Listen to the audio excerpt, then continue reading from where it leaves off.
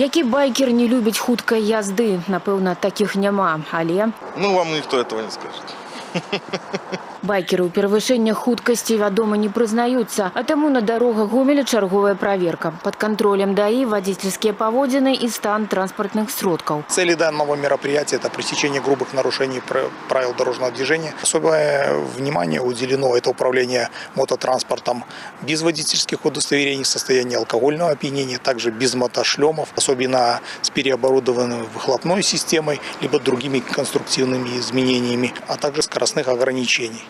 Хочу призвать всех водителей мототранспорта быть более внимательными на дороге, соблюдать правила дорожного движения, потому что в отличие от автомобилей мотоцикл не имеет пассивных средств защиты. В случае даже самого незначительного ДТП мотоциклист получает значительные телесные повреждения. Опытный байкер Владимир на штрафные санкции не нарвался. Признается, хуткость даспадобы, але жыццё даражэй. Дае параду. Хуткасны режим плюс этика на дороге допомагают бяспечна добраться до мэты.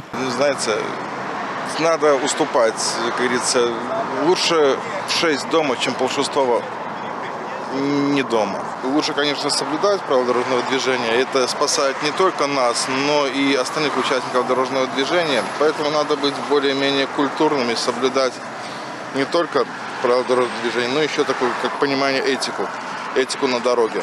То есть иногда и где-то кого-то лишний раз пропустить. Молодая мотоледи Ася за рулем двухколового сябра крыху больше за год. Дзяўчына неяк чула об прадузятым стаўленні да блондинок за рулем. Показывая, сяброка подарила иммунитет. Вось такі шлем брунетки. Жартуя, головный убор дае подвойную оборону. А вось до популярного, але забороненного мототюнингу байкерша ставится адмоўна. Если этот тюнинг идет в плане шума, то где-то этот шум, да, выглядит эффектно, особенно в каких-нибудь мероприятиях.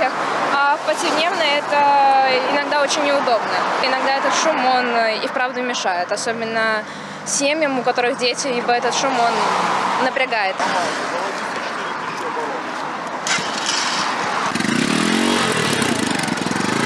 Шумомер позицию аўталедзі пацвярджае. Дэцыбелы ў норме. На табло 60 дазваляецца не вышэй за 96. Між тым, за паўгадзіны рэйду ніводнага парушальніка супрацоўнікі ДАИ пакуль што не выявілі, але яны ўсё ж такі ёсць. Іх транспартныя сродкі трапляюць вось на гэтую штрафстаянку. Як правіла, кіравалі імі нецвярозыя вадзіцелі ці зусім бяспраўнікі. Дарэчы, у абласную статыстыку ДТЗ за першае паўгоддзя трапілі 25 мотоциклістаў.